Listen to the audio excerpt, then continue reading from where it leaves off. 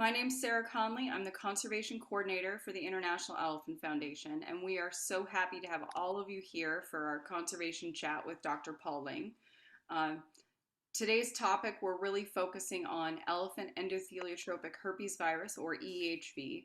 It was first identified in 1995, but researchers currently believe it co-evolved with elephants and their ancestors over the eons.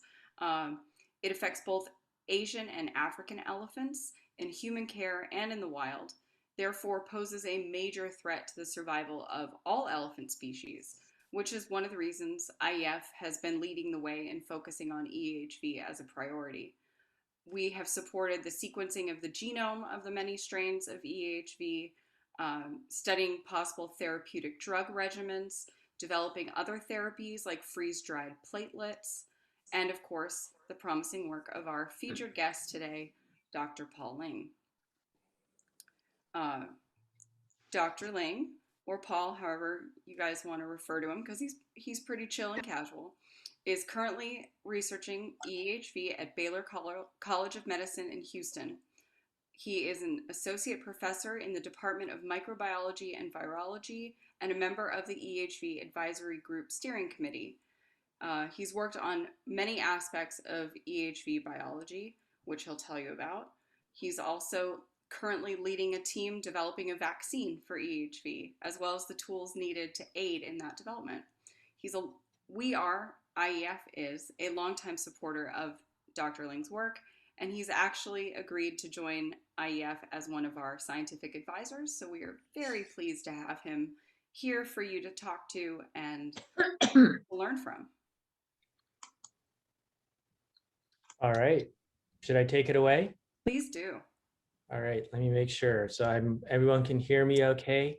So first off, thanks to everyone for taking the time today to some of the progress I'm going to tell you about with our work on EEHV. And in particular, again, thank you to the IEF and everyone here who's supporters of IEF and of elephants in general. Without your support, I mean, we just simply couldn't do anything that we've done. So, you know, I'm very, very appreciative of all of your support and commitment to helping elephants in any way that you can. I think all these things are linked together. And, you know, my particular focus happens to be on EEHV, but I know all of you are involved in many other things as well. So thank you for that. Sarah gave me a list of questions, a sort of template I think I'll work off of. And I think that if you have a question, raise your hand. I have the chat open also on my window. So in real time, if you want to ask questions or raise your hand in the middle of something, instead of waiting to the end, that'd be fun for me. It's always fun to have a more interactive discussion than me just listening to myself talk for go on and on and on. So feel free to do that. No question is a dumb question. I'm happy to take any question or anything you guys want to know. So I think I'll start then with the first topic, which was, which I think is useful to start out in, is what is EEHV? And EEHV stands for Elephant Endotheliotropic Herpesvirus. This virus, as it's described in its name, seems to target cell types called endothelial cells that line the blood vessels of an animal. So just going to look and see the different topics here. Okay, so this virus causes a lethal disease in young Asian elephants, and as we'll talk about it in a little bit, also now looks like it could be an issue in African elephants as well. What kind of disease does this virus cause? It typically, through infection, again, of blood vessel cells, it can cause leaking of these vessels, sometimes called hemorrhaging. So oftentimes you might hear people refer to EEHV as EEHV hemorrhagic disease, or EEHV-HD. And it's useful sometimes to think about the framework of this disease for other viruses that cause hemorrhagic disease that you might be familiar with. For example, Ebola virus or dengue also cause hemorrhagic diseases in humans. And this group of viruses sometimes are called viral hemorrhagic fevers. And EEHV causes a disease in many respects. It's not unlike some of those viruses. And cause an excruciating lethal hemorrhagic disease in young elephants. One of the reasons why EEHV is kind of a scary disease is because it oftentimes both infects young animals, but also can affect them very quickly without any signs, any observable signs, or by the time you see visible signs in an elephant, it's really almost too late to do anything about it.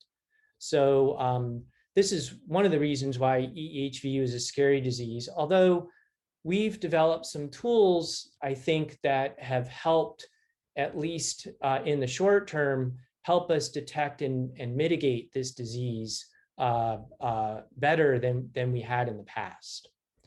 Why is this disease important?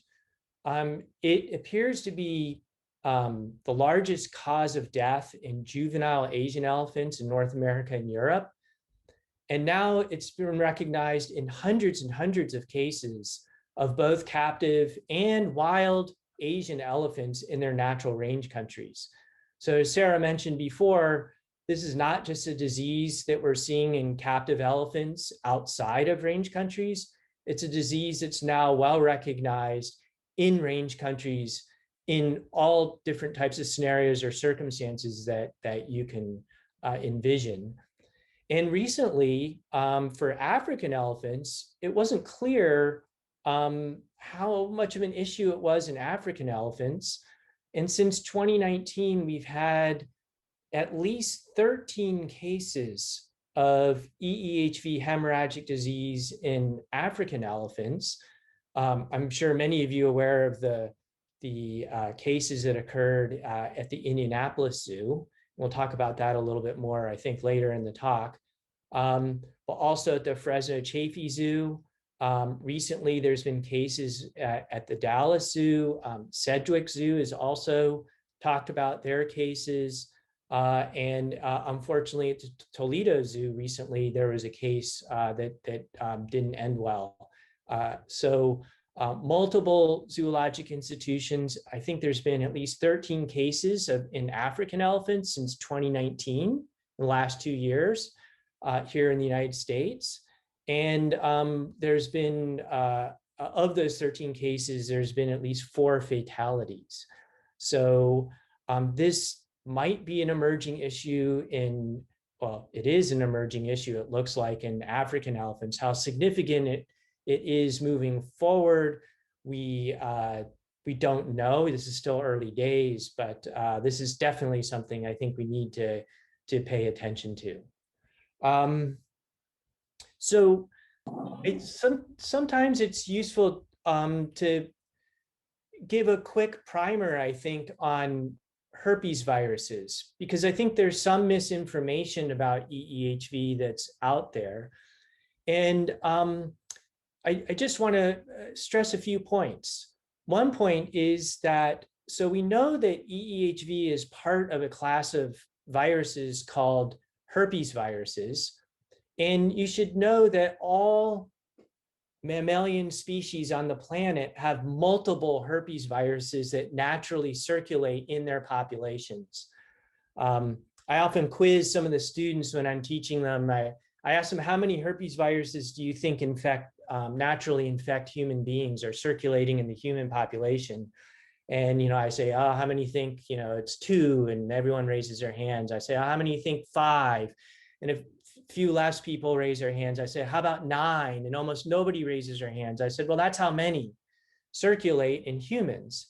So the idea that elephants would not have a whole set of herpes viruses naturally circulating in their populations would be against everything that we know about herpes viruses in mammals on the planet. So they should have their own herpes viruses that circulate in their populations. And we also know, as Sarah mentioned in the introduction, that because African elephants and Asian elephants are different species, they should have related but different EEHVs that naturally circulate in their populations. And that's indeed what we find. We do find 3 or 4 that are naturally in Asian elephants, and we find 3 or 4 that are naturally found circulating in African elephants. And it appears that some are associated with lethal or more severe clinical disease than others. For Asian elephants, it's a variety we call EEHV-1. And in African elephants, there's a variety called EEHV-3. And the reason I bring that up is because they're responsible for probably up to 90% or more of the cases. And when we're thinking about developing vaccines, those are the flavors or varieties that we are at least targeting initially for some of our vaccine efforts. The second point I'd like to talk about with herpes viruses is how they're generally spread. Generally, it's through mucosal secretions like saliva, sometimes breast milk, or anywhere you have mucosa, like our oral mucosa or other parts of our body. These viruses can spread via those secretions. And generally, the way these viruses work, just to give you an example that you all maybe are familiar with, is, for example, chickenpox. So chickenpox can be spread from secretions from a person who's got lesions to another person and undergo what's called a primary infection. And generally, these infections are benign. They're not all that serious. And then once the virus undergoes that primary infection process, your immune system kicks in and controls it, and the virus can go latent or hide. This is a process we call latency. And occasionally, sometimes these viruses can come out of hiding. It's a process we call reactivation, and they can home to, again, mucosal secretions like saliva, where they can spread to other hosts. And I bring this up because it looks like in elephants, the process seems to occur that elephants shed. Occasionally, we can find detection of these viruses in their trunk secretions. And of course, as all of you have followed elephants, they do everything with their trunks. And this is probably a mechanism by which these elephants transfer these viruses to each other through their trunk secretions. Now, as we talked about with human viruses like chickenpox, it can cause a primary disease, and it can also reactivate and cause disease, and in humans is known as shingles. So the idea, again, that a herpes virus can cause some significant disease conceptually is not surprising, although generally these diseases are benign and don't kill the host. Why these set of herpes viruses in elephants are so lethal to young elephants is a question we still don't have an exact answer to. But we do know that herpes viruses can cause severe illness. So it's not surprising that we see that. But why it's occurring at the frequency that we see it in these elephants is something we still have yet to resolve. So that's what I have as a primer on EEHV and herpes viruses. Does anybody have any questions about that? Does that seem relatively clear? Okay. So another question that I often get is, how did I come to work on EEHV? And I still always think about that because I had an interview with Thane Maynard, who's the director of the Cincinnati Zoo, and he does this 90-second naturalist. I don't know if you guys have heard of that. And he was asking me that. And he said, how did a well-established herpes virologist working on that, how did a nice guy like you ended up hanging around zookeepers? And so it turns out that I've had a long history of working on human herpes viruses. including the virus that causes chickenpox and shingles, and another herpes virus that causes a disease called mononucleosis in humans caused by Epstein-Barr virus. Epstein-Barr also causes a number of different human cancers in humans as well. So I've been working on that for a number of years, but my former mentor at Johns Hopkins was a fellow named Dr. Kerry Hayward, who many of you may have heard about. But he was the guy who had a young a woman in his lab named Laura Richmond, who was a veterinary pathologist from the Smithsonian National Zoo, who worked on this problem early on, and they discovered EEHV. And former Hayward lab members are pretty good about keeping up with each other. And I should mention that after I worked, I did a lot of my work at Johns Hopkins and carried on with that when I came down to Baylor College of Medicine. So all this work that happened in Gary's lab on EEHV happened after I had left Baltimore and was down here. But I was familiar with it because, you know, we all keep up with each other. So I sort of knew about it, but I didn't really envision myself working on elephant herpes viruses at that time. But in 2009, a young elephant named Mac, a 2-year-old elephant at Mac, who's very charismatic and beloved by the Houston community, suddenly died of EEHV infection.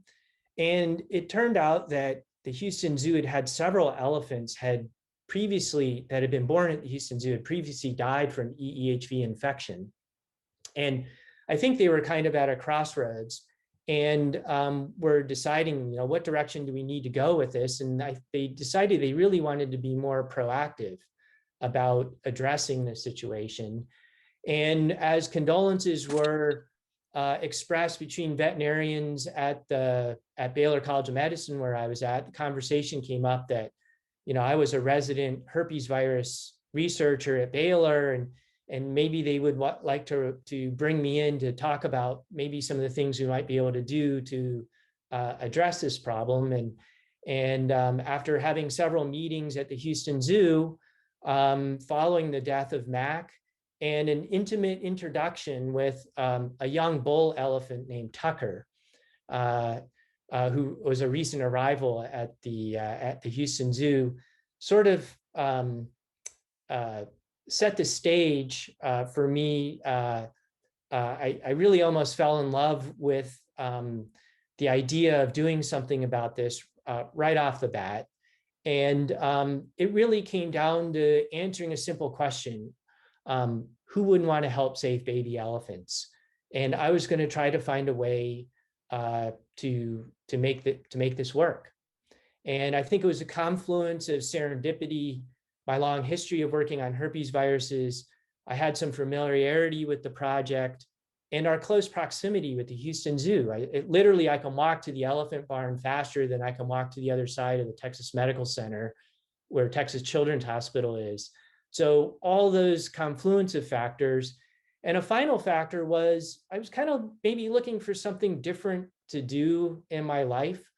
I think I was pre-pandemic. I know a lot of people have used the pandemic to maybe explore and go in a different direction in their life. I decided to do that 10 years earlier. So that's kind of how I arrived at doing stuff. And I think it's a good point right now to mention that it wasn't just me deciding to do all this. It was a whole host of people, including IEF and people who are supportive of elephants, who jumped in to provide the resources that we required to start this research program, and taking a chance on us, and taking a chance on our program, and the fact that we were sincere about being able to do something to tackle this problem. And without that initial support and people taking a chance on us, none of the things that we've been able to accomplish so far would have happened. So that's how I came to work on EEHV, and I haven't regretted a day that I've had the opportunity to work on this. So yeah. Any questions about that? I don't see that many people, so it's hard to see what people's reactions are. I'm talking into many black boxes with names. Sarah thought it might be interesting if I talked about the relationship I have with the Houston Zoo. I would say this has been probably one of the most rewarding collaborations I've had in my entire scientific career. From the top down, when we started this, the directors of the Houston Zoo were Rick Barangi and Deborah Cannon, and they were fully behind initiating this collaboration from the beginning. And of course, there are two entities within the Houston Zoo, one run by Daryl Hoffman, who's the elephant manager, and his keeper crew. And at the time, the veterinarians and the veterinary clinic at the Houston Zoo were all fabulous people. Lauren Howard was the veterinarian who spearheaded a lot of the initial work we did with EHV. Now it's Christine Malter, since Lauren moved to San Diego. And this is just these people are all super passionate about elephants, about helping elephants, about doing what they can for EHV. And it's really been a collaboration where it's all about how can we help you help us? And since we've started, we have regular meetings where we present our research, and it's always those same questions. What do you guys need from me? What do I need from you? And we go back and forth like that, keep ourselves updated on everything. And we also have a very strong mission to take everything that we've learned from working together and sharing that with the elephant community at large, and not just zoo communities here in the United States, but sharing with our European colleagues and sharing with our partners in range countries. And IEF is very good about supporting our partners in range countries. And so through the zoo and through IEF, we've developed some very good relationships with people in range countries, which I think has been really invaluable towards helping foster, the progress we've made on EEHV. So that's what I have to say about the Houston Zoo. I love those people. Can't say enough good things about them, and hope to continue working with them in the future. All right. Somebody wrote, it's interesting, what kind of laboratory experiments are we working on? How do you conduct your research? Have you traveled to Asian countries or African countries to study? Do you get specimens from the wild? All really, really good questions. This is from Rachel Heck. I guess everyone can see that. I'll answer one of those very quickly, and I was going to move into the next topic to kind of talk about what I'm working on. And if I don't get to all those questions, just nudge me a little bit.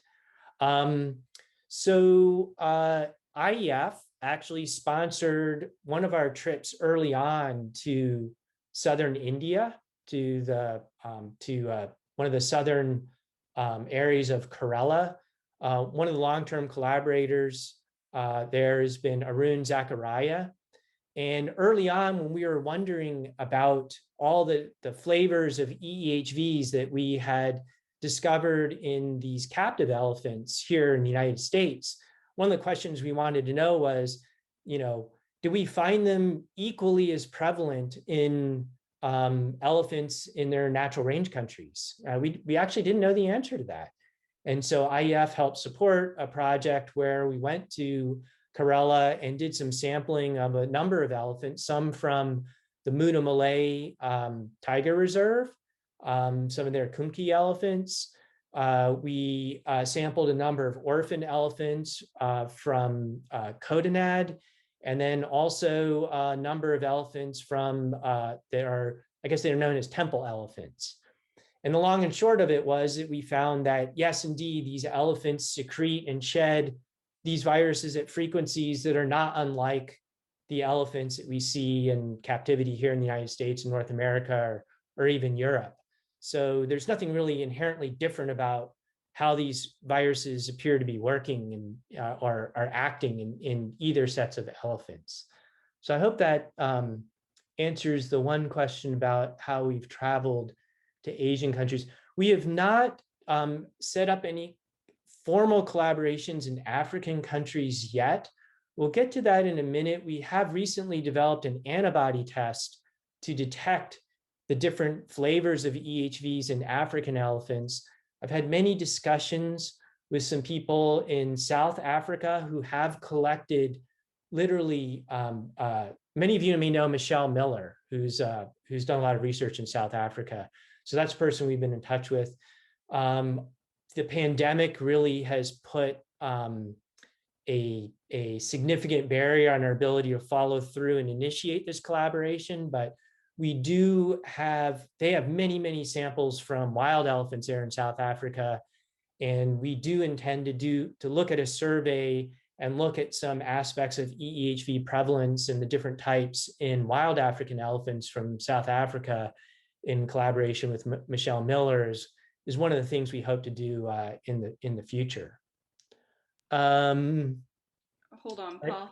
Yes. And one of the things that Paul was a part of at IEF's last Conservation and Research Symposium, which was in South Africa, he helped set up and run the very first African EEHV workshop, which was aimed by IEF to bring a lot of the conservationists and veterinarians and people from across the continent together to focus on EEHV and bring it together, because they are seeing wild cases. Just like recently, maybe a week ago, there was a news story about a wild case in India. So these are prevalent and pressing issues that his work is really dovetailing and helping. Right. Thank you. Yes, I will say, and you all are I'm sure very well aware of this, habitat shrinkage and fragmentation of habitats for elephants are breaking up the ability of large groups of elephants, right? So they tend to be smaller groups of elephants that resemble groups that we see in captivity in many cases, particularly in Asia. And boy, I don't know if I see that changing anytime soon. That may be one of the contributing factors, actually, that we think might be contributing to some of the increased cases that we're seeing within wild elephants. I don't see that. I see that some of those things are definitely happening in parts of Africa as well. Let's see the questions. Maybe we can move to, somebody wrote, do zoos have protocols for testing their elephants? And the answer, I think, is mostly yes. And I'll touch on that by talking about some of the work that we've done in our lab. And again, if I don't answer it completely, again, nudge me again. But I think it's useful maybe to rewind a bit and tell you kind of how I envisioned our research program. What should it look like, or what should it encompass? And I come from a human medicine world, and in human medicine, oftentimes what we talk about these days is, can you take knowledge or things that you do on what we call the research bench and translate it, we call this translational medicine, to the bedside for direct benefit of patients. And sometimes we call this bench to bedside. And I kind of went on that for the elephants, and I call our research program bench to barn. And I envisioned that it had three broad phases. The first two were diagnostics and treatments. And the third longer term goal was vaccines. And the reason I break it up into those parts was I thought maybe for the first two, in terms of diagnostics and treatments, could we generate and develop tools that would help veterinarians and zookeepers detect and treat EEHV in their elephants in their short term? Could we do something in the short term to mitigate some of this EEHV-associated disease? And then while we were working on building the foundation or building blocks for developing what would be a little bit longer term goal, which was the vaccines. So I think it's important to highlight maybe some of our earlier research, which goes to this question about protocols. One of the things when I started was there really wasn't any good, efficient, quick, sensitive diagnostic tests to detect EEHV in elephants when I started.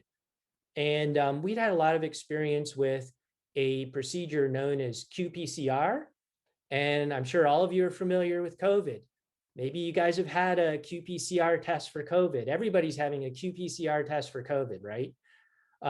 So these tests are the same. It's the same strategy. We developed qPCR tests to be able to detect all the different flavors or varieties of EEHVs that are found both in Asian elephants and African elephants. That was one of the first things that we did. And these tests now are the very ones that are being used by, for example, Erin Latimer, who's at the National Zoo, or Smithsonian National Zoo. And she does a lot of testing for a lot of zoological institutions, and she does a lot of capacity building in range countries.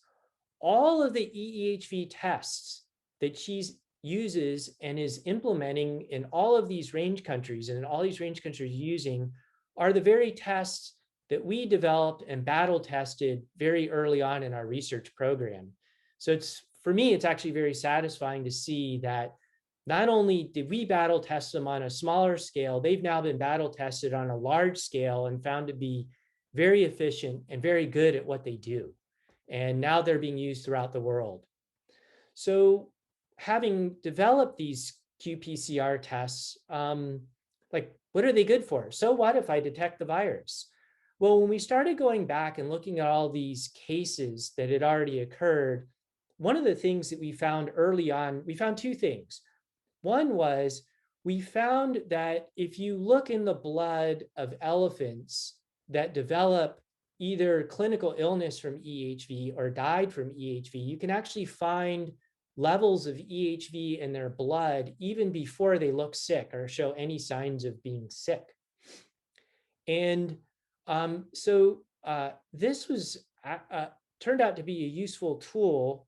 We started this at the Houston Zoo, where we said, well, if we can find the virus a few days before we even know that an elephant is sick, maybe we can start treating this elephant very early on. Maybe we have a better chance of saving this elephant.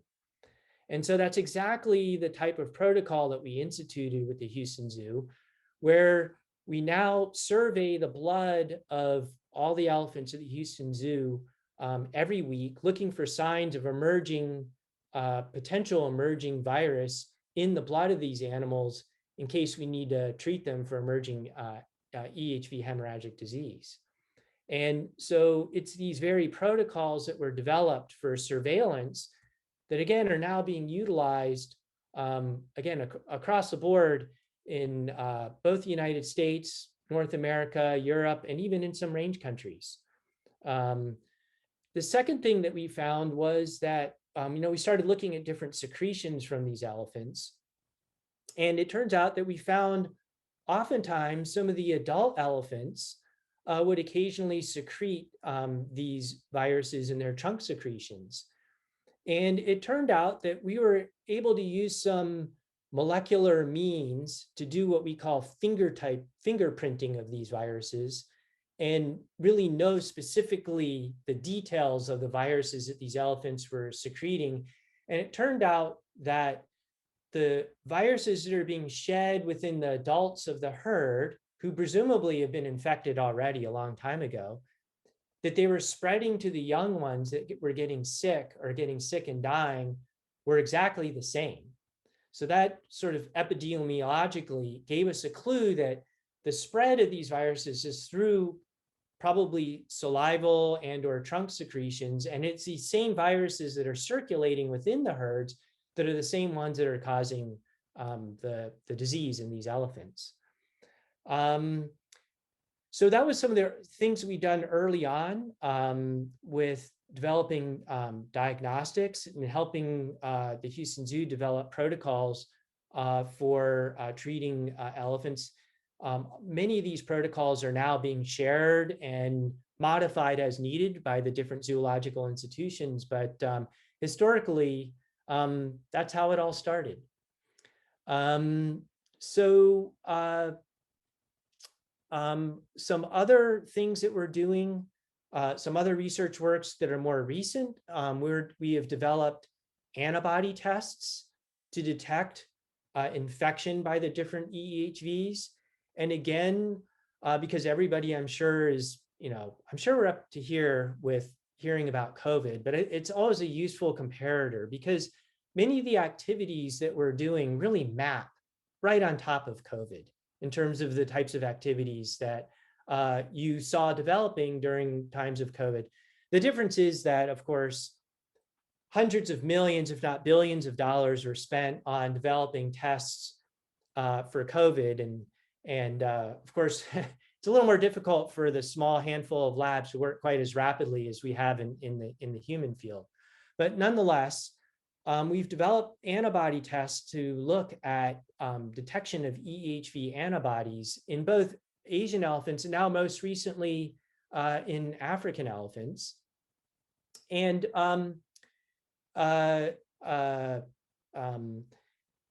using these tests, again, like we used the qPCR tests, we found out some interesting features. One feature that was kind of a surprise to us, and this has relevance when it comes to thinking about vaccines, was when we applied these tests to looking at antibodies in elephants, particularly young elephants, it turns out that,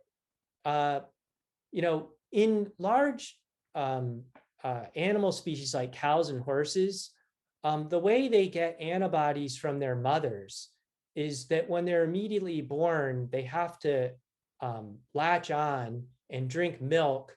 And that early milk from cows and horses and pigs is a substance called colostrum. And it's very heavily concentrated antibodies from the mother. And that's how they give immunity to their babies when they're born. And it helps protect them early on in life through this transfer of antibodies through colostrum.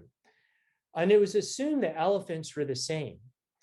But it turns out actually that elephants are a lot more like people in that we give almost all of our antibodies to our babies. I shouldn't say us, I don't, my wife did.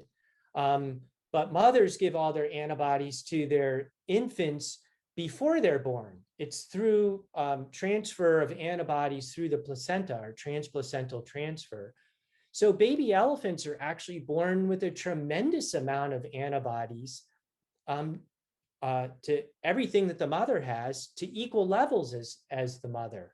And this was sort of paradigm shifting because it was assumed that they were like cows and horses, but really elephants are a lot more like people in the way in which they transfer antibodies to their babies. And this has some relevance because when we're thinking about when we might vaccinate baby elephants for a disease, we have to take into account when do they get antibodies from the mother and how might that affect their ability to react with and generate their own antibodies to any vaccine that we give. So this is valuable insights that we've gained that might not seem relevant to implementing a vaccine, but which really are. So these are important investments made in some basic research processes that maybe don't have immediate payoff, but will have payoff down the line. The other feature that I think it's really important to point out is, and it's related to this, is it looks like many, and I'm not going to say it's 100% because we still don't know, and this is evolving, but a common feature of lethal EEHV-associated disease seems to be that the antibodies that these young elephants get from their mothers appear to decline over time to baseline level where you can't detect them anymore. And then they're seemingly getting their first infection with EEHV later on in life than maybe they normally would. And that getting it in the absence of having any immunity to EEHV seems to predispose them sometimes to having much more severe illness. And we've seen this a lot in Asian elephants, but more recently, we've also seen something similar, or maybe a similar type of dynamics is occurring at least in some African elephant cases as well. And so circling back, thinking about ecology and habitat and fragmentation, where you're having smaller elephant herds, one of the ideas that we've been thinking about is are these young elephants maybe not getting these infections early enough when they have a lot of antibodies from their mothers? And that's because when you have a smaller herd, they're having fewer contacts with adult animals where they get an infectious dose of this virus early on. So maybe smaller herds are predisposing this type of dynamic to occur. I don't know if that makes sense, but that's one of the hypotheses that we're working on. And so developing these antibody tests has given us some insight maybe into some of the predisposing factors that might contribute to disease from EEHV. It's also going to be a good tool for people to assess potential vulnerability of their young elephants that might be in their herd. Do they have elephants which maybe don't have any antibodies? And they might be potentially vulnerable. Do I transfer in a bunch of new elephants into a herd where I maybe have a couple babies who might be vulnerable? Or maybe I do that, but I'm going to pay particular vigilance to those babies because they haven't, looks like they haven't had a parent infection yet, those sorts of things. So I think it might be an important tool for management. And it's also, these are tools that we need to have on the ground if we're going to evaluate whether or not any of the vaccines we make are any good or not, right? So if I had a vaccine in my hand, even right now, and I put it into an elephant, I've got to know whether it's doing something. Well, one of the things I've got to know is it inducing an antibody response? And so now we have the tools to be able to do that. So that was an important advance from our laboratory, as well as some of the conceptual advances that we made by using those antibody assays. Let's see. There's another question here. This is a little bit random off topic. What are the signs of illness? So I'm not a keeper. I'm not an elephant. I can address that just in a general sense. But a lot of times, these elephants, some of them show almost no signs. They're eating and drinking normally. They may be a little tiny bit lethargic, but elephants are like us. Sometimes we have good days, sometimes we have bad days, sometimes we have something else that might be driving us to maybe not acting our perky selves. So they're very vague. In many cases, once illness does take effect, a lot of times these elephants will stop eating and drinking. They'll become very lethargic. Sometimes you'll see swelling in their heads. Oftentimes, because this causes a hemorrhagic disease or leakage of blood vessels, oftentimes you'll see a very late stage of disease in their tongues. You'll see a lot of purple or red spots in their tongues. That's actually a very bad sign. That means that the disease is probably very advanced at that point in time. So those are some of the signs of illness. Again, it's hard to differentiate EEHV from other things that can cause similar signs. From the veterinary standpoint, there are blood values in addition to looking at EEHV presence in the blood. Their white cell counts drop, their red cell counts, their ability to clot blood, their platelets decrease. Those are some telltale signs also, just to give you an example. The other thing is when we use our PCR assays to look at this, they get tremendous amounts of virus in their blood. I mean, we're literally talking millions or billions of virus particles or viral genomes in just a few tiny drops of their blood. So this virus just races and takes off completely uncontrolled in some of these young elephants. Again, probably in the absence of the ability to form an immune response quickly enough to control it. And so talking about, maybe this is a good time to segue to talking about vaccines, but one of our goals maybe is maybe we don't necessarily need to block infection entirely. Maybe what we need to do is give a vaccine that gives that elephant enough immunity, not to protect against infection, but to prevent against serious lethal disease. Where have we heard this before? Today, with COVID and COVID vaccines. It's the same idea conceptually. And that's sort of the framework or prism by which I'm operating to think about some of the vaccines that we're currently in the process of developing. I'm looking here at questions. I don't see any additional ones. So that's some of the high points of things that we're working on. Let me finish up then in talking about some of our vaccine work. And I'd like to say that, again, mentioning again, all of you who've been supporting IEF, and IEF, of course, in the last year or so has jumped on board with a very big commitment to help us accelerate our progress with developing vaccines in Asian elephants. And I'd also like to point out that the Indianapolis Zoo has also been a partner in this in supporting the IEF through efforts to leverage many of the things that we're doing with Asian elephants to sort of catch up and try to level up what we're doing in Asian elephants with some African elephant activities in terms of developing serological tests, sequencing all the genomes of the different flavors of EEHVs that are in African elephants.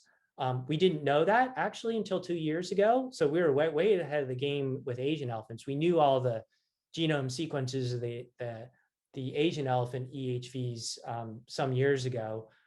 Some of them sequenced by us and some by a group in the UK.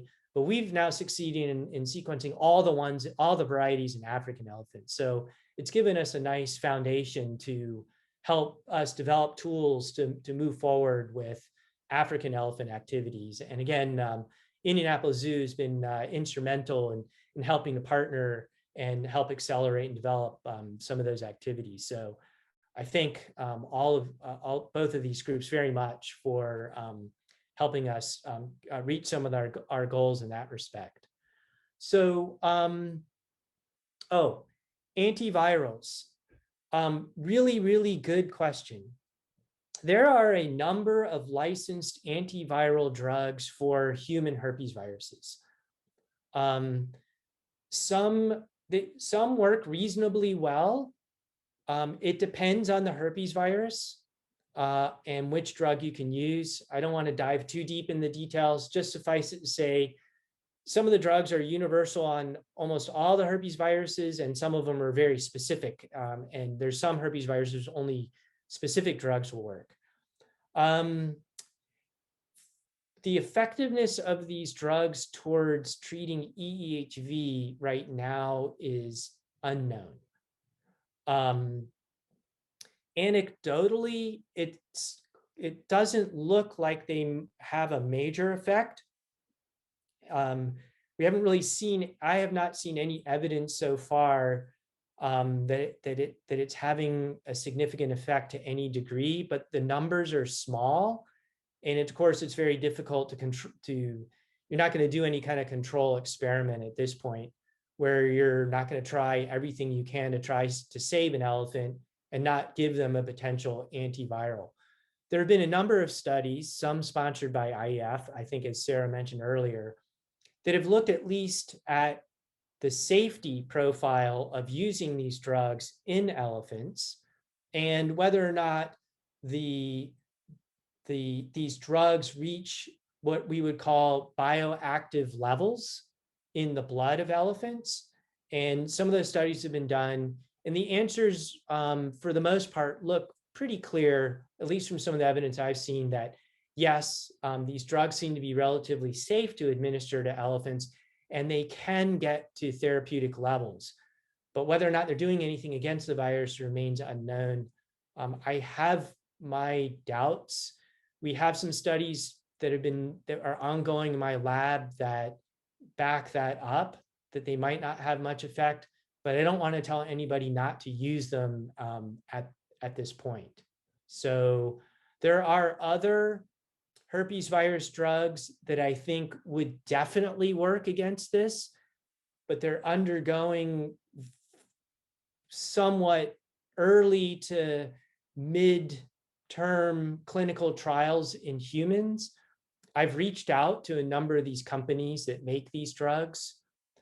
They thought that the elephant project they really, really wanted to help, but all these companies are at various levels of startup and are trying to get FDA approval for using these drugs in humans. And again, they're progressing through trials in humans to use them in ways that are most effective. And so the answers mostly were, we're not saying no, just not yet. And I think a lot of them are terrified of any kind of PR disaster that might happen if we tried an experimental drug that had not yet been approved in humans or other animals and something happened in the elephants. I think would be disaster for them. So that's where I stand that's where we stand right now with antivirals. So it's a good question. Somebody wrote in, Cora wrote in also, can EHV be grown in cell culture and susceptibility to drugs tested in vitro? Really fantastic question. Many people have tried to grow the virus in cell culture and so far without success.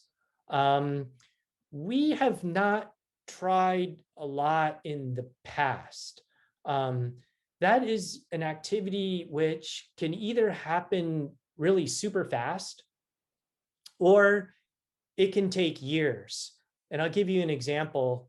The woman who discovered noroviruses, which caused, you've heard of the cruise ship virus, right? So she discovered that virus more than 30 years ago.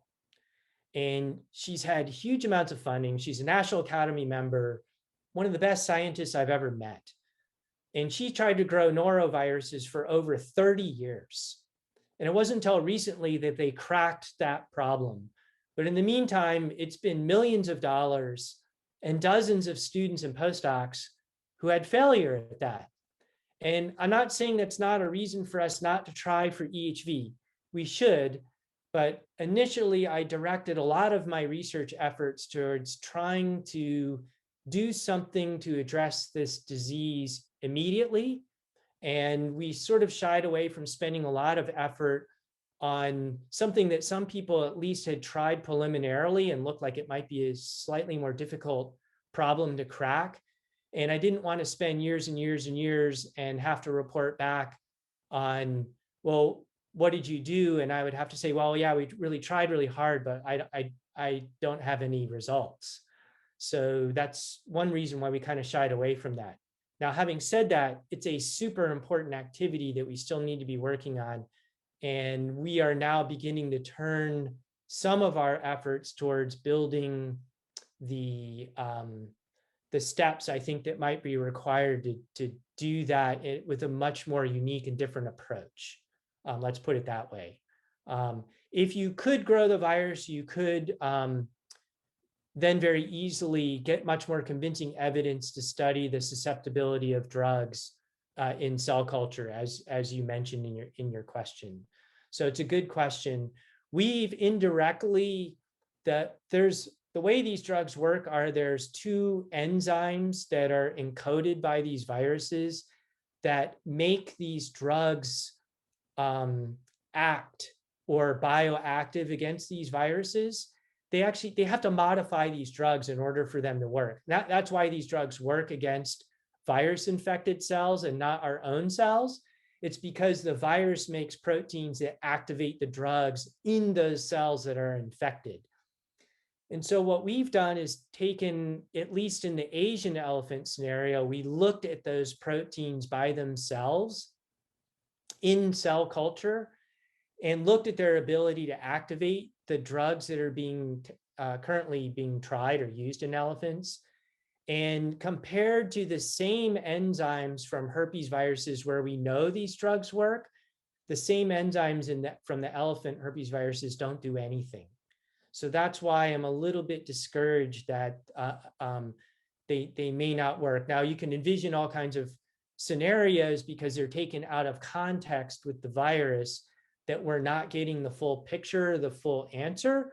But again, these same proteins that should confer sensitivity to these drugs from EHV do not, when other herpes viruses that do, their enzymes work quite well in the same assay, if that makes sense. So that's, I know it's maybe more than you want to hear about antivirals, but that's where we stand on that. So I hope I answered that question. Vaccines. Do you want me to just spend a few minutes on that? I'm hearing, I see some nodded heads. Absolutely. I think everyone's really interested in what you're working on now and the potential for it. So vaccines Right, for sure. right. So we've started our vaccine efforts before COVID. And of course, many of you may have had the mRNA vaccine against COVID already. I did back in January. I was fully vaccinated, and I'm looking forward to my booster come September 20th, I hope. So that technology was really experimental. It is a technology that we are going to apply to our strategies for an EEHV vaccine, but it's behind some of the more conventional approaches that we already had started taking. And our initial approaches, very simply, are to be able to deliver one or more parts of the EEHV virus to an elephant, and so in such a way that the elephant will form an immune response. Classically, for many people, it would be antibodies against that part of the virus, and that would enable that elephant then, when it saw the real thing, would have antibodies against the real thing that would help mitigate the ability of the real virus to grow and cause disease. For COVID, the protein that's administered through the mRNA vaccines, which encode for a protein called S, or spike. And this spike protein is an outer protein that's on the outside of the virus particle, and it's used by the virus to attach to cells when it infects your body. So it's a main protein that the virus uses to latch on and infect you. Well, herpes viruses are no different. They have proteins on the outside of their virus particle that carry out the same functions. And one of these proteins is called GB, for glycoprotein B. And so our initial vaccine strategies have been to focus in on developing vaccines where we would deliver a GB protein into an elephant and allow it to make antibodies or an immune response against GB that would function very much in the same way in which the COVID vaccines would function for us against COVID-19. We initially started with two approaches. One was called a recombinant virus approach. This is somewhat similar to the Johnson & Johnson vaccine approach. Their recombinant virus uses an adenovirus vector, we chose a different vector. Our vector is called modified vaccinia virus ankara, or MVA. And I chose that recombinant vector for a number of reasons. MVA is actually a more recent version. I was old enough actually to get a smallpox vaccine with the original vaccinia virus, but that virus had a lot of problems. So people made a more modified or attenuated version called MVA. And MVA is actually the licensed smallpox vaccine in Germany and a number of other countries. But MVA was used as a vaccine in Europe in elephants as a vaccine against cowpox. So cowpox can be a serious illness for elephants in captivity in Europe. And so these elephants, many of them have been vaccinated over many years with MVA with no safety issues.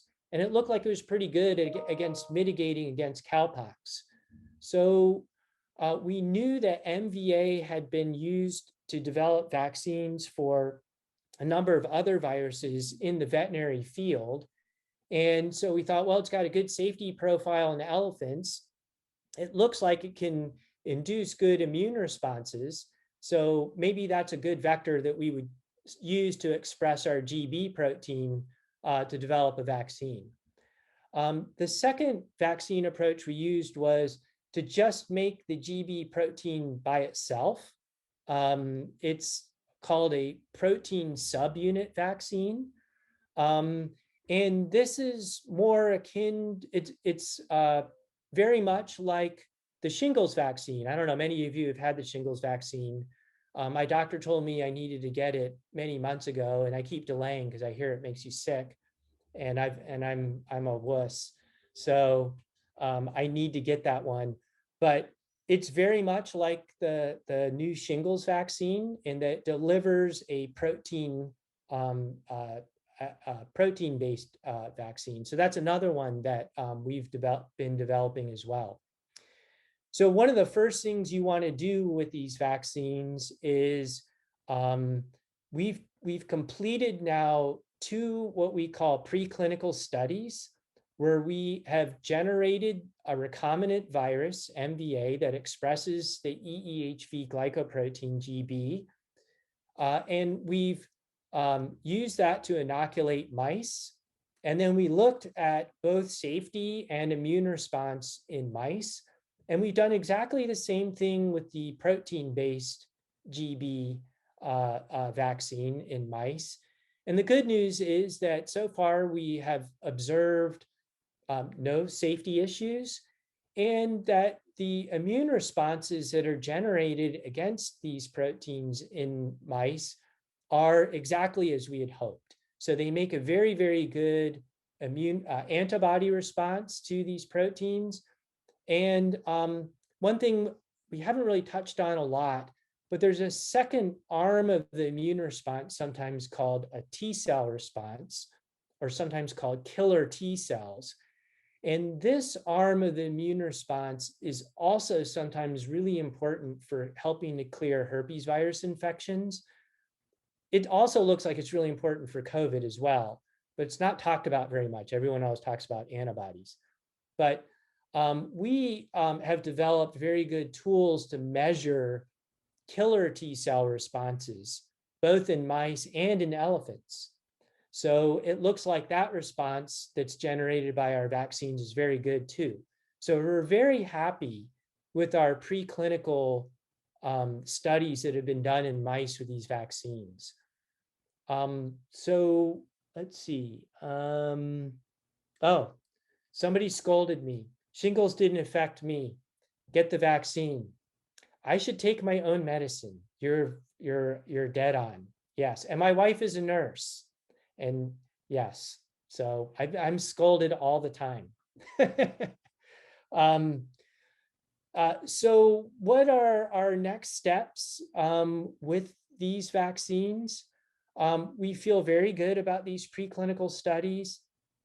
The question at this point for us is, we have identified one or two other parts of the virus that we think might be important for generating good immune responses to the virus that would be protective. And we're fighting right now with whether just having a GB vaccine by itself will be sufficient, or should we include a couple other parts of the virus in combination with this vaccine. So over the next year or so, we hope to do exactly the same things that we've done with this GB vaccines, with vaccines that express other parts of the virus. And then we're going to do all kinds of mix and matching, like put them all together.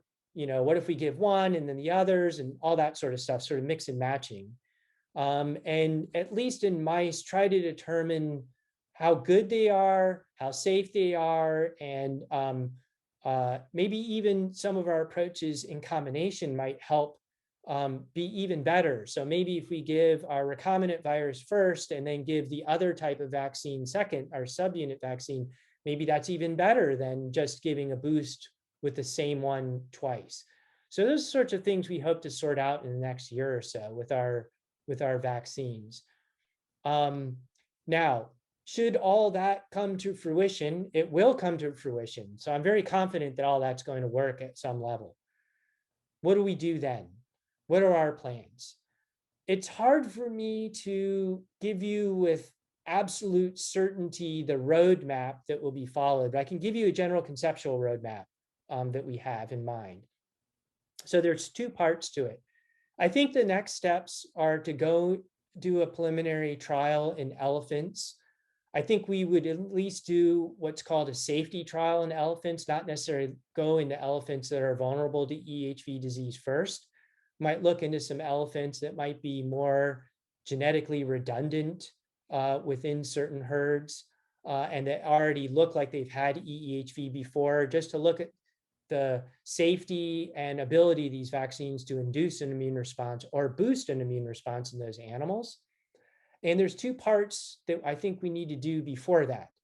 One is manufacture of these vaccines.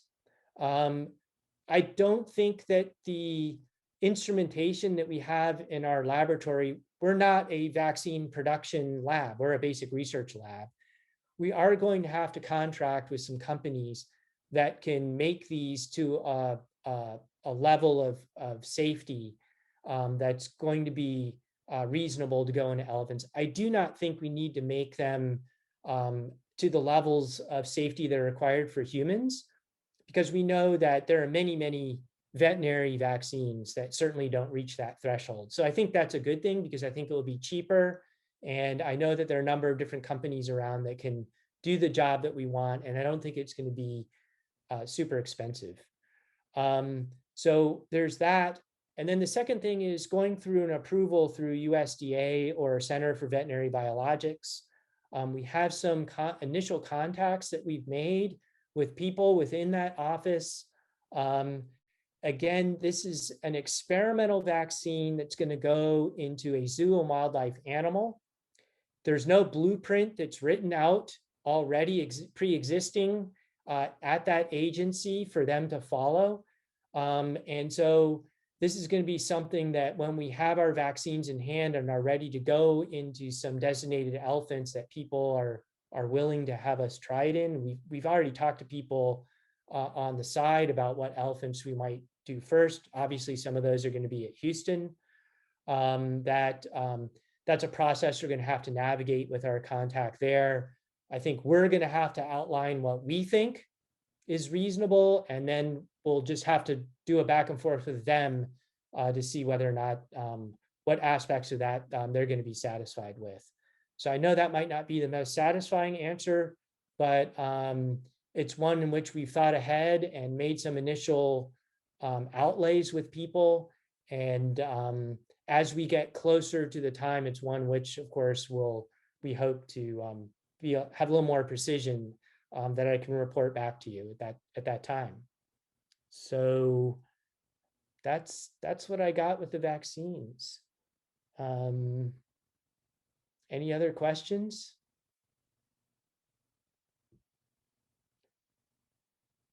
Do I expect the vaccine for Asian elephants will be different for African? That's a really, really good question.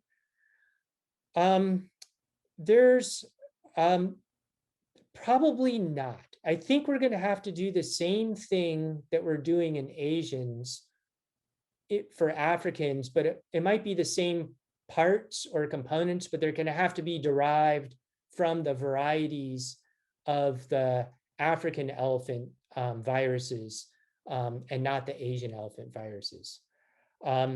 There is a test that we're trying to work on now to get a little more precision on the types of antibodies that are induced by our Asian elephant vaccines. And it's called a neutralization assay test. We don't have one available, in part because we can't grow the virus, but there's some ways around that where we don't have to grow the virus. That can give us a little more precision on the actual functionality of the antibodies that are being generated by our antibody assays. Generally they're correlative. So you make a lot of these antibodies, we're assuming that some of them are going to be good and be able to neutralize the virus, but we don't have that test in hand. Should the Asian elephant versions be able to induce neutralizing antibodies that might cross-react with some of the African elephant proteins, we might be able to use the same vaccine that we use in Asian elephants in Africans. But I can't answer that question with precision yet.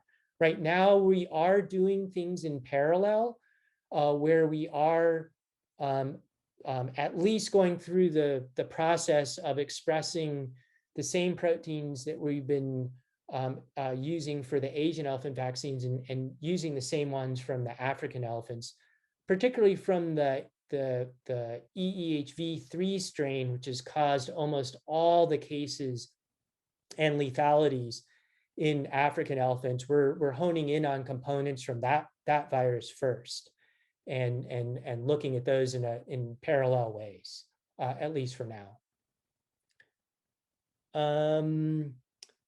Yeah, who's doing the work in my lab? Techs, graduate students, and postdocs. All of the above. I guess normally, I didn't really think about it. I guess I could have shared a PowerPoint slide, and usually I have an acknowledgement section. There's a whole ton of people to thank. Let me first start, at least with the people currently in the laboratory. I have a postdoctoral fellow named Jennifer Clinton. She comes actually from a background of studying Zika virus, which is another virus that causes hemorrhagic diseases. She got a PhD in our department, and it's an interesting story.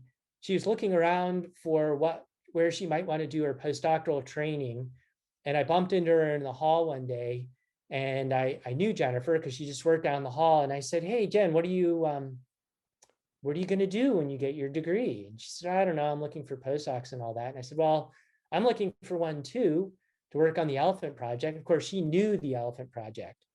And I said, "Well, we talked a little bit." And she said, "Okay, I'll think about it." And she went home that night and she looked around in her apartment, and her entire department has elephant pictures and figurines and stuffed animals and elephants everywhere. And she came back to me the next day and she said, I love elephants. I need to be doing this." So she said yes. So that's how she came to start working in my lab. Unfortunately, Jen started in March of 2020, literally 1 week before Baylor shut down. And so it's been a bit of a rocky road for her to get integrated in a lab, get her working on some of this stuff. Baylor for the first, until the end of 2020. Let's see, did I get my dates wrong? Yeah, it was March 2020. Until the end of 2020, we had limited abilities to get into the lab and limited hours, and supply chain was limited to get products we needed to do the work and all that kind of stuff. things have loosened up this year and have gotten better. Jen's making some nice progress. Rangsheng Peng and Jay Tan, husband and wife, who came to my lab about 20 some years ago, worked with me for over 20 years. I knew them actually because they worked for Gary Hayward at Johns Hopkins. They had to go back to China because they worked in the Hayward lab at Hopkins under a WHO scholarship from China, and they had to go back. And when I started my lab at Baylor, I got a letter from Rangsheng saying, hey, I want to come back to the United States. Do you have an opening for me? And of course, I knew Rangsheng and his work, and I knew Jay, and I knew her work. And I said, yeah, come on over. So they've been working for me ever since. Jay and Rangsheng have been instrumental in every aspect of EEHV research that's been done in my lab since we started. Jay's done all of the optimization and any zoo that sends samples to my lab to get tested for EEHV by qPCR, or that gets tested for EEHV serology. Jay is probably the one who's done it. So thank Jay. And I have a new student who's come on board named Jessica Watts. She's still only in her first year, but we're excited to have her bring on board.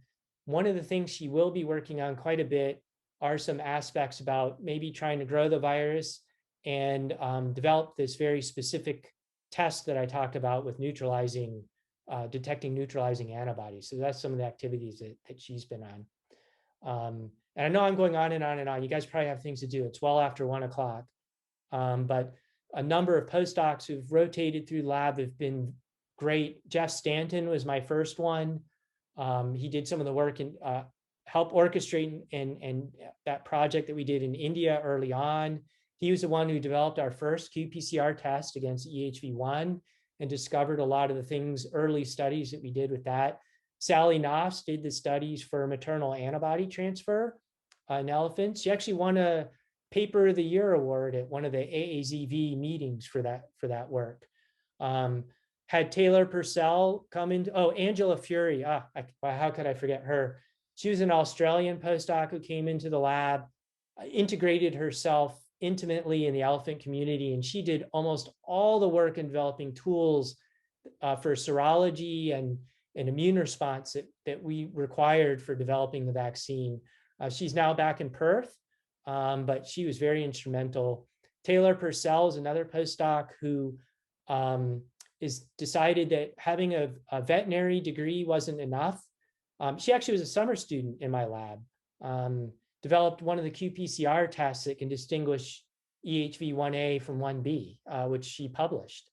Came to work for my lab after vet school and then decided that wasn't enough, and she's getting a PhD in microbiology at Stanford. So thank Taylor as well. So I'm going on and on about them, but I really wanted to make sure that you guys knew that this has really been a team effort of a lot of people, from your support financially to the collaboration of people being generous with their samples and information. Like I say, none of this could have been done without really is a global effort amongst everybody. So that's how it's happened. Well, if we have any more questions, everyone feel free to either add them in the chat or unmute yourself and ask Dr. Ling. Yeah, great questions. Like that. Absolutely. Lots of insightful thoughts from everyone. Yep. Easy to find me on the internet, my email. And so, yeah, if there's any follow-up stuff, please contact me, call me, email me, whatever. Happy to answer anything. You mentioned 1A and 1B. Are there 3A and 3B strains? This is from Linda Stark.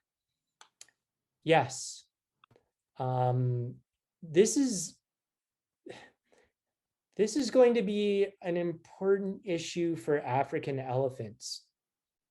Why? Because right now our antibody tests cannot do not have the precision to distinguish between 3A and 3B. They look like they're closely related. And I'll be very quick about this, but in Asian elephants, 1A causes the vast majority of lethal disease. 1B causes some, but neither one of them seems to be able to provide full protection against the other. So you can get sick from 1B and recover, but then get 1A and vice versa. And and it looks like in Asian elephants, we have the precision to distinguish antibodies. So elephants that have antibodies to 1A but not 1B look like we've seen some where they were susceptible, got 1B infection, and then developed antibodies against 1B. In African elephants, I can only detect EEHV3. And in several of these African elephants that got sick, they had antibodies against EEHV3 pre-existing. So I don't know whether, and many of them, it was, they got infected with the disease or illness was caused by 3A. So I don't know whether it was a similar situation. It looks, oh, I should back up. 1A and 1B, while they don't completely protect, they seem to provide some protection. So if you get infected with one, when you get the other one, your disease is much more mild. So could the same thing be going on with some of these African elephant cases where maybe they had 3A, but maybe they had 3B first. And so they had some cross protection from 3B first, and then they got 3A, or maybe vice versa. I cannot distinguish that, or to me, in my mind, I'm biased. This is an very outside possibility. Could in African elephants, some of the illnesses that have been seen recently been because of reactivation of that same virus that they already had? I don't have data to address that directly. At this point in time, I don't think that that's a case. And I think if we get a 3A, 3B assay, we can sort that out. But right now it's unknown. So that's really, really good question. And having the bandwidth to work on that and really sort that out, that's something it's gonna be a little harder for us to deal with because we got so many other things going on. I really wanted to get an EEHV3 serology assay on the ground. Like I want to get something now for African elephants. And so that's where we're at right now, but we need to do some further work with that. All right. Sylvia Helper said, oh, thank you. All right. Thank you for listening. Well, we have a couple more minutes until we're at the half hour. Does anyone have any last minute questions?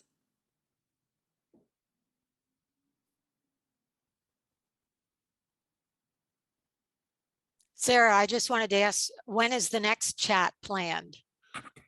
I'm sure you have another presentation planned. We have a few different speakers who have agreed to do some conservation chats like this. We haven't scheduled them quite yet, but I would imagine we're definitely going to have one in September. And okay, of course, all of you will be invited. Yes.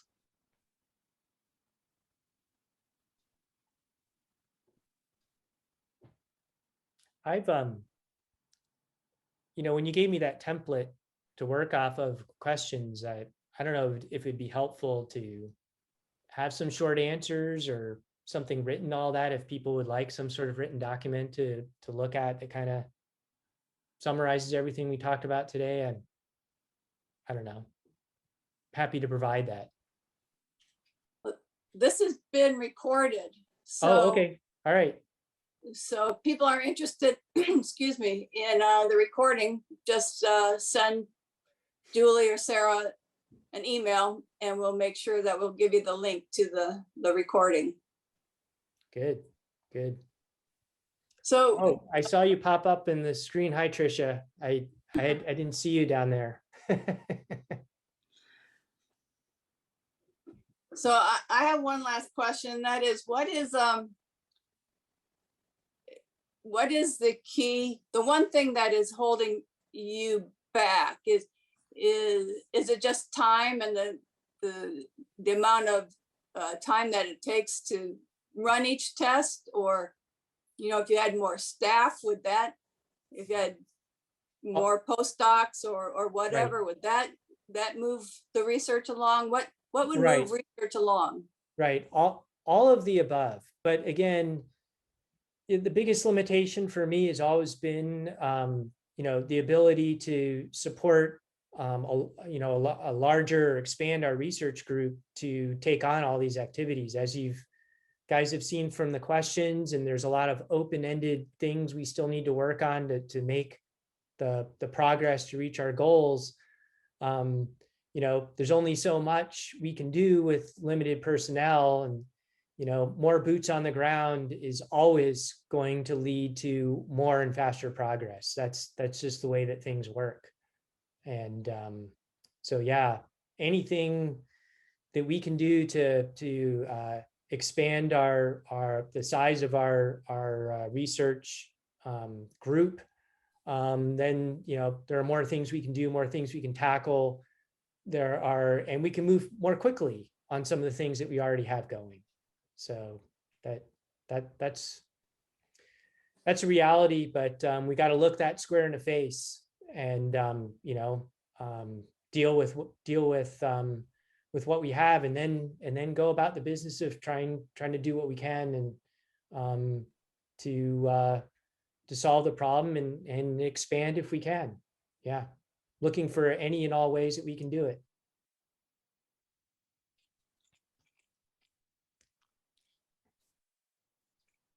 Well, I think we're at the end, or at our time limit. So thank you very, very much, Paul, for this 90 minutes of amazing information. I learned something every time I listen to you, so okay. I'm just amazed. Good. Well, I'm glad. And I enjoyed it. Anytime. Don't mind. It's fun to communicate what we do. And look, hey, I do this all the time. My neighbors all the time are asking me for updates on the elephant. So I'm happy to do it. It's a lot of fun. Well, thank you. We are so grateful to have you working on this. And I know from all of us, we are inspired by you and learning everything. Like Debbie said, every time you speak, I learn something. So it's a wonderful thing to watch this go, like you said, from bench to barn. And everyone here on this call is responsible for supporting this great work. And we are so grateful for every one of you. We are so thankful for everything you guys are doing. Well, yeah, I mean, boy, we're thankful every day that you guys invested your trust in us to do something. Well, thank you all very much. Julie and I and Debbie, thank you all. And we will be in touch with future conservation chats and follow-ups if you have any questions. But other than that, let's thank Dr. Ling and give him back the rest of his day.